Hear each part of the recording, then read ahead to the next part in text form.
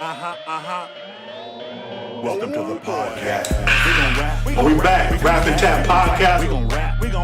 This is Rap and Tap Podcast. Come get your greasy green from OG Poppy at the candy shop. It's the only thing you want to put on your new ink. Which tattoo was the most meaningful to you and why? Did you hear what they said on Rap and Tap Podcast? The Candy Shop Tattoo Studio. The hottest tattoo shop, period. Oh, This is Rap and Tap Podcast. This your boy OG Poppy. Welcome to another episode of Rap and Tat Podcast, where we get right to the gooey. Hey, what's up, y'all? Welcome back to Rap and Tat the Podcast. We brought in some young nurses to kind of help us, guide us through this nursing crisis right now. So go ahead and introduce yourself. My name is Tiara Brown. I am actually a nursing student. I'm studying for my LVN, going forward to eventually get my NP in mental health and also women's health.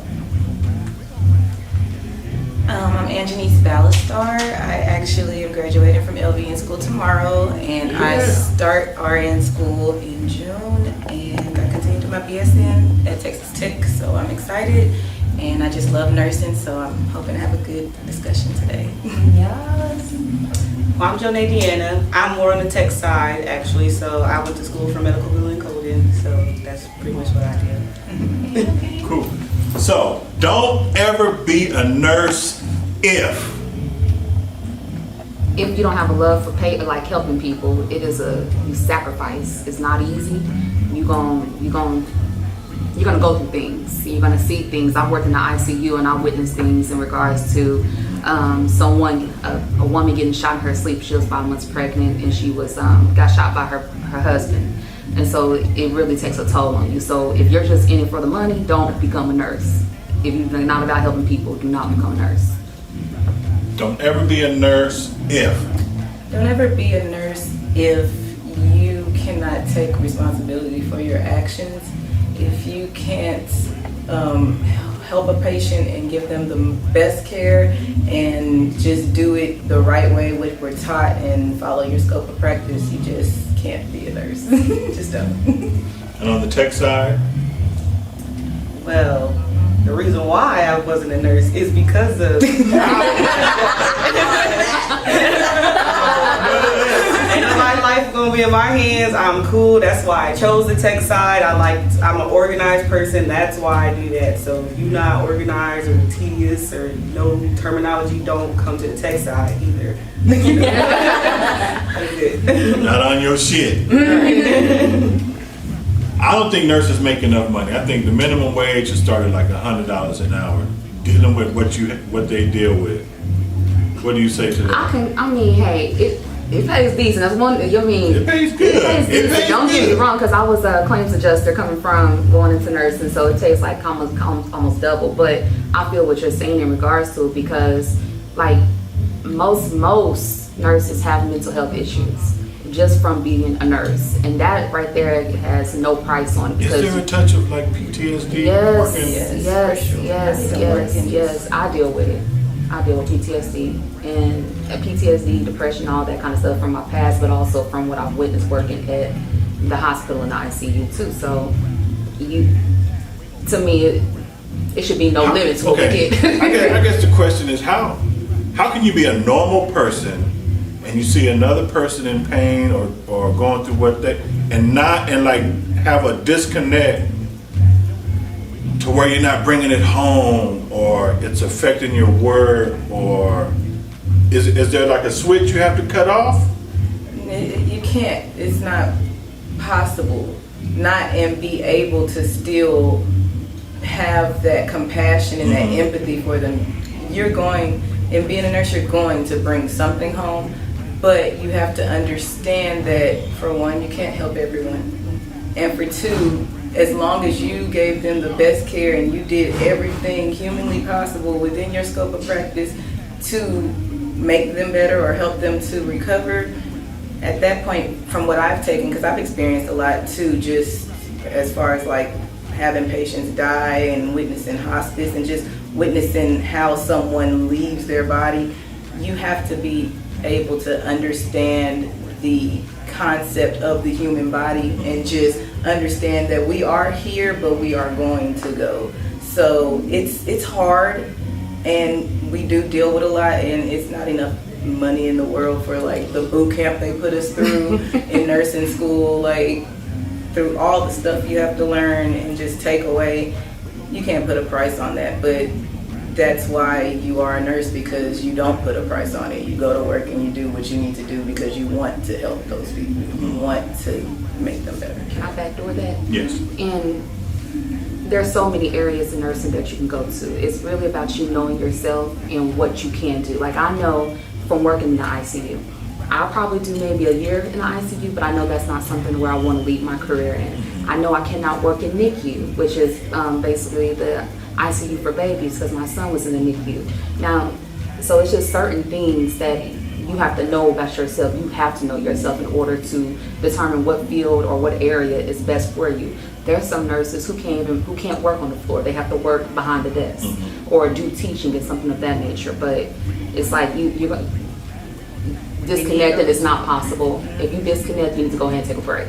Is there like some kind of counseling put into effect? I feel like it should be mandatory to have counseling for nurses and for doctors. Like, I know there is when something very awful happens. So when something super traumatic happens, there's protocols set in place where you have to go to counseling once a week until they release you to be back on the floor. I feel like it shouldn't have to be that bad, because it sounds like you literally have to understand completely, and not all the time where you can have that disconnect again. Like if you had 3 patients pass, but the 4th one who passed, you had some kind of connection with where it messed with you. Like you dealt with the 3, okay, but that one got me. Or is it like everything gets me? It depends on the nurse, and it's just not even the nurse, the person, like themselves. Like I can only speak for myself, and unfortunately, I mean, it's not a good thing, but I handle death pretty well. I've seen a lot of death, and most of the death I've seen were patients that I've actually like gave care. One I was actually doing CPR on, and it's just it depends on the person, just like with anything else. Like I may be all right, just like I was, but the firefighters that helped bring the baby in that we were working had, it hurt them. They cried, like, because they have children, they had daughters. Right. And it just really depends on the situation. I have no kids, so maybe that's why I didn't cry or anything. But yeah, it just really depends on the person. And there's different personalities throughout nursing, and that's what makes us so strong, because we have those people that can pick up where, someone can't, because they're just not there. And on the medical building, are you guys just swamped with paperwork? Are you how's a nice way to ask this question? Where someone can't pay, they get different treatment. In a way, no and yes. I mean, I'll just handle that side. So like if they don't have like insurance or something like that, they still get their treatment. I don't know what happens after they leave my little area and go over there, but like that's just like if somebody don't have insurance, they go to the emergency room and they're still going to get treatment. They still going to make sure they're alive and they're taken care of. They might not get their medicine because they can't afford it, but at the end of the day, they still going to get their treatment. Because sometimes, I think most of America's in debt already just because of medical bills. And if that's if they don't have insurance, or even if they do got insurance, their insurance don't cover this, that, and third. So I feel like everybody still get the same treatment, because like they say, like they're nurses, they're going to make sure they're doing their job, because they could lose their license or whatever they worked hard for. So I feel like it's not like, oh, they don't got insurance, so let's put them in the bag. Like, no, we still figure out a way. They might take a little longer. Yeah, the person that got insurance might go in first, don't get me wrong, but is there pressure from like insurance companies to make sure that you're doing what you're supposed to do for our end? Yeah. And kind of taken away from, a sick kid or what was the story? Some guy was diabetic, he couldn't afford his medicine, so he kind of rationed himself, but then he passed away. Is there a way to is there something that we could protect in billing, or is that more of? It's more like we can do all that we can do without, I guess, breaking the law. We can't. Like, we can only do what we can do, and we can just give advice. But like I said, it's like when it's an emergency, they gotta go. They gotta do it. Like we put in the paperwork. We say, okay, like we'll give them their deductible. Like this is what you're gonna have to pay if you go here. But we can't just be like, we can't like forge anything or anything like that. We just tell them like, you don't have to go to the emergency room, or you're gonna have to pay this much. It sucks, but that's just what we have to do. And sometimes we don't even I don't really even talk to patients that much. I just get the paper when they come through the fax. Like that's pretty much what I do. So I just either accept or reject, pretty much. A lot of the you could say a lot of the billing part and the insurance part, a lot of people don't know, is on nurses also. Like if, let's say for example, we have a patient. Now there are a lot of long-term care facilities that I can honestly say, for lack of better words, are not watched as closely as others. So it's more, I call it technical, like warfare. Like we're in there just combat nursing at those facilities, because it's supplies are low. You have all these patients, you have all these people. These are the facilities where you have one nurse to 36 patients. And we're saying we don't have any gloves. I'm going, when I come to clinical, I'm bringing my own supplies because I know you're not gonna have it.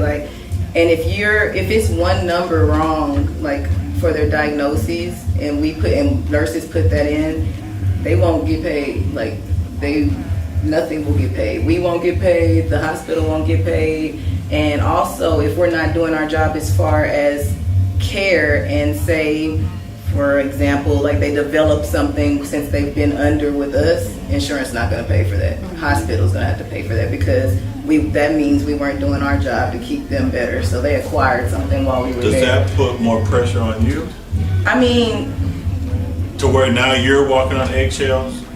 Not necessarily. If you're a nurse you're a policy and procedure nurse and you do what you're supposed to do and you go that extra mile, you wouldn't have that problem because you come to work and you do your job every day. But I can say that that's not always the situation with nurses, because you have nurses working 18 hours, going home, getting home and taking an hour nap and having to get back up and go right on back out there, and you have that fatigue and you have that depression and you have just all those emotions that are going through us, because we're human also. Yes. And you have so many people expecting so much out of us.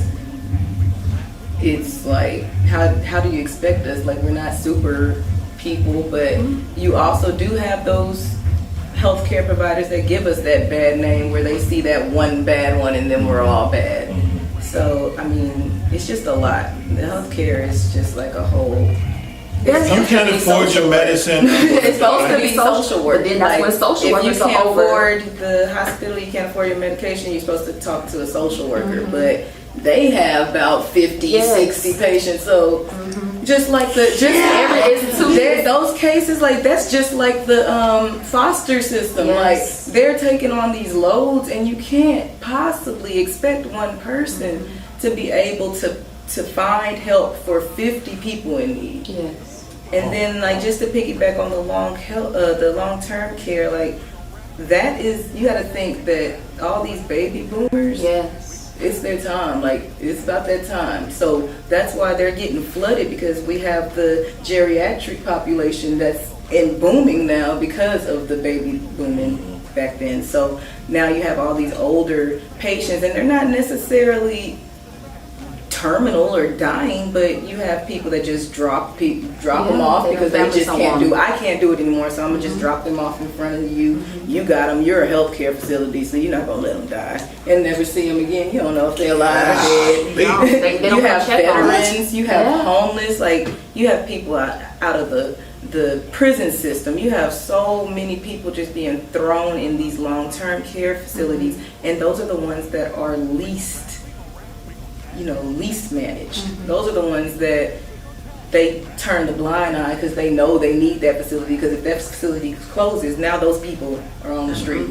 So let me just keep this facility open and let them get by. They might not have those gloves when they go in there, and the nurse might come out with C. diff, but at least this patient, has somewhere over there. And that nurse learned to wash with soap and water, so she needs to just do what she learned in school. It's like that. That's how it is. It's chemical warfare out there. And it's just sad because when, like you said, when you don't see people's families in those nursing homes.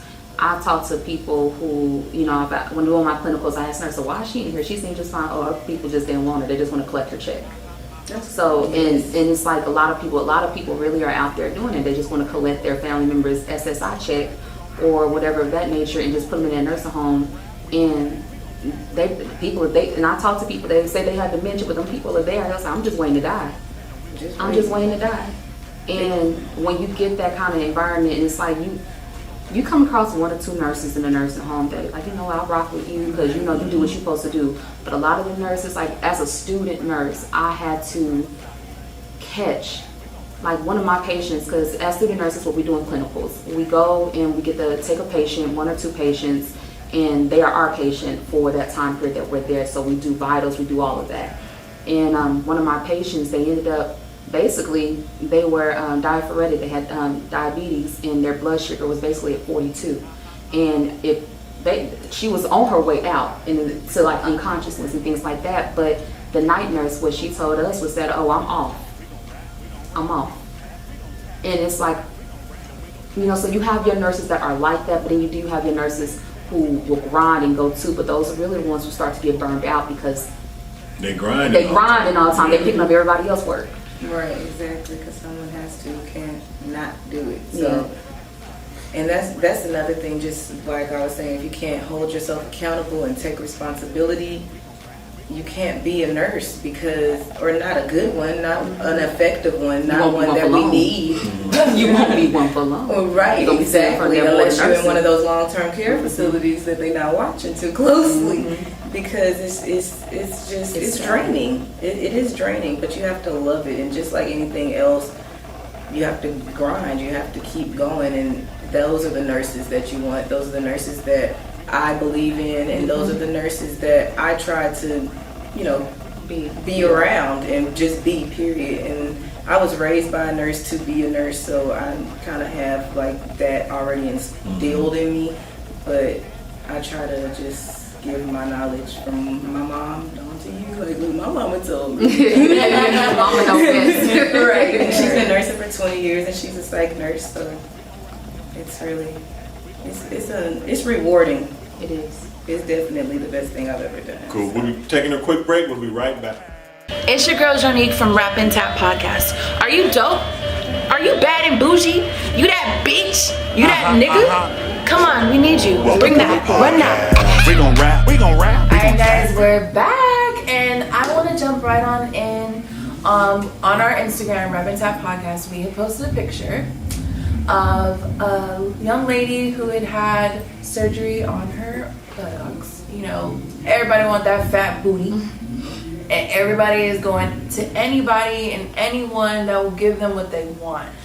How do you guys feel about this? Or like, have you guys had a patient that's come in with basically rotted, like they're rotting from the surgeries, or surgery's gone wrong, or things of that nature? I have not personally experienced anything of that nature. I worked at a community hospital, so a lot of the stuff that, they probably couldn't afford that. But as far, to me, it's like, you ain't got the booty, get the brains something, go do some squats, get some push-ups. Your genetic gain. I'm Blackfoot Indian, Black Creole, all that. As a Blackfoot Indian, we gonna have flat butts. I got a flat butt.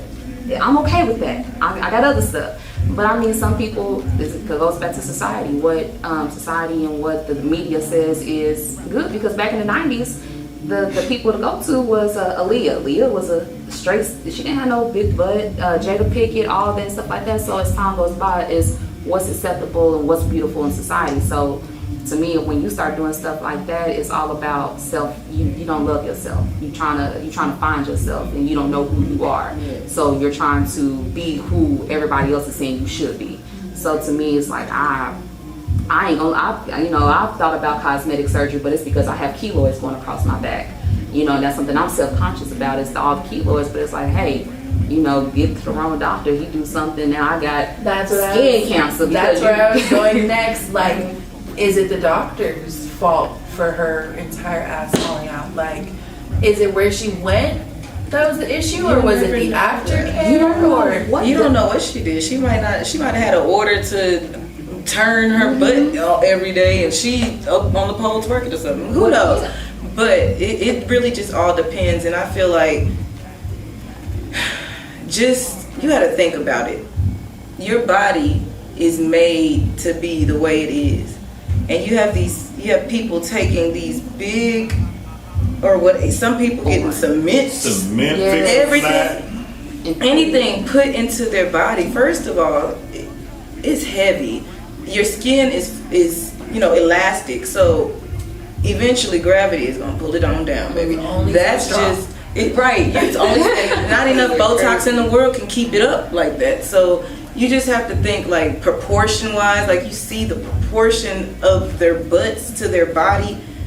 What little twig can hold a big old boulder is not going to happen. So I feel like personally, the doctor is doing it because I consulted you. You are able to get this surgery. It's no contraindications, and you finna pay me. So that's what you want, I guess. That's which I'm going to give you. But then you have the patient that it's also your choice. This is an elective surgery. So at the end of the day, if you get those craters, almost 9 times out of 10 know there was a piece of paper that you had to sign before you got that. I'm sure that said, hey, this and this can happen, because we love side effects. You watch those commercials of the medication, they'll give you 2,500 side effects, including the one that you're treating for. Exactly. If you got depression, or it might cause depression. It might cause worse. So you get butt injections. Let me you might not have a booty later. And see, and that's the thing about it. You're putting foreign substances in your body. Some people literally are allergic to, like my mom. I got into health and like natural health because of my mother. My mother, every time we got sick, she was pulling out a natural remedies book. She had a eat right towards your blood type book. So depending on what blood type you are, chicken could be cancerous to your body. So if something as simple as chicken, or you're allergic to strawberries, you eat a strawberry, your whole throat swell up. Now you're going and putting these rat poison in your body just to get a butt. What you think your body is going to react to that? Really, these are foreign objects. Instagram took that picture down off our page. We are going to have some sisters who have had surgery come in and talk about it, but we're going to talk to the nurses first. With these, I guess surgery has gotten better, but there are still people shooting like fix a flat. And you have to understand, like she said earlier, your body is made to heal itself. If anything that was not in your body when you grew in your mother, your body is going to attack it. If you've seen the picture, that's exactly what it looked like. That body ate a hole right on into there and cleaned all that stuff out. Because even still, I've seen, like, if you know how a wound is supposed to heal, it looked like whoever was taking care of it, it was a pretty wound, like it was pink and it was healing well. Yeah. But you can see, it was. Yeah. But you can see that that's exactly what it looked like. My body attacked it and it just ate all of that out. Yeah. And you have to understand that just like when you cut yourself and it stops bleeding and you get that scab, that's what it's going to do. It's going to heal itself. So putting these foreign objects into your body is going to attack it, period. And I'm not against, any of that. You take the fat out. You want to take the fat out of my stomach and put it in my butt. That's just transferring fat. That's my fat, right. So it's mine. But that's also more expensive. Some people go the cheaper route, or some people choose to go to a different country and doing things like that. And so it's just, and aftercare too. The aftercare, you have to take it up, and you have to. When you're putting something foreign in your body, you have to help your body and listen to your body and do what you're supposed to do in order to heal properly. If you don't heal properly, your body is like, it's full blown. We finna blow this bitch up. Like, we finna have a fever. We finna have everything going on. Like, we pushing pus. Everything that we can fucking make, mucus, all of it's coming. And I see that too with piercings as well. People with piercings. And they'll just think, bam, I got a piercing. I'm popping. It's red. And then it starts sinking or it starts keloiding, and they're not listening to their body or helping their body clean it. Make sure that, you know, you're putting antiseptic on it, you're putting antibacterial products on it, you're keeping it clean, you're not letting the crust and pus grow over crust and pus. That's I swear, aftercare does play a big part in it. So if you're not ready to baby your piercing or baby your breast implants or baby that ass, baby girl, your body is going to do it for you. It's not gonna be pretty when it's done. I know. But it's gonna be nice. Your body's gonna feel better. Yeah. But that's why you just gonna love whatever come out these clothes. Somebody will. So when a nurse says, I'm not a people's person, we'll start with you. How would you feel about that? Okay. I have no problem saying this. I'm not a people's person. I'm not. And when I say I'm not a people's person, I'm not. If you're in need, I got you. But as far as my generation, I'm 30 years old. My generation is messed up. They just, I don't know why I'm part of this generation to a certain extent. Because it's like everybody's about self. Everybody is about, it's everything is a joke or whatever like that. It's just not, it's a messed up generation. So it's like, to save my energy, to save my vibe and keep that positive where I'm not, fighting everywhere I go, I keep to myself. I'm not a people person. But when I step into, but if you need my help, I got you. That's me. I'm a giver. I'm gonna help you. You need my help. But as far you gotta, I have boundaries with people. Like not everybody no longer is involved in my circle. You can't cross over to that. I had friends who talked about my mental health status. You didn't talk about me behind my back. So I put up barriers. That's why I say I'm not a people person, because if you don't show that genuine, if you're not about helping people, if you judgmental, if you think it's cute to talk about people behind their back and laugh at their personal problems, that's not for me. I'm not for you. But is it a lot of that in the workplace? What? It's everywhere. That's anywhere you work. Nurses what? And just like I tell everybody, you guys are trained professionals, and we're still human, and a lot of them are female. Period. And we have hormones. Period. Yes. I don't care. I am a whole female. Nurses are known to eat their young. They eat their young. You would think they'd never been a student before. When I worked in the hospital, it was actually a situation where they were hazing. They told me you could have told a new nurse that had just got out of precepting, which is training, and they couldn't sit at this table, they don't belong, so they had to sit back there. That's a form of bullying. I'm gonna say, I'll take you to HR real quick. What's real bullying? quick? That's bullying. You don't do that. Instead of encouraging and helping, you do have your nurses that do that, but nurses are known to eat their young. So if you don't have a backbone and stuff like that, they'll haze you like you pledging a fraternity or sorority in college. So it's like I say, the only people I have patience for are patients. If you're not patient, I have zero patience. So with that being said, if you're my patient, you're going to get all of me, whether or not you were that person I didn't have patience for before. When you step in and I step into your room, I'm your nurse. But all the other, everything is just too much negativity. The way my mind's set up, I'm still working on my tactfulness and how to be professional in telling people things. But yeah, it's a dog. Alright, guys.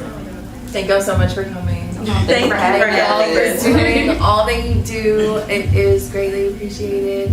Some people wouldn't be here without y'all. So that is a great accomplishment. You guys keep doing what you're doing and keep bettering our system. If you have good people like you in there, then we can rest assured we will live. Thank you. Thank you. All right, guys, that's it for this episode of Rap and Tat, the podcast. Y'all stay real, get unified, that shit. We gon' rap, we gon' rap, and we gon' tag, we gon' tag, we gon' rap, we gon' rap, and we gon' tag, we gon' tag. Yeah, it's the podcast.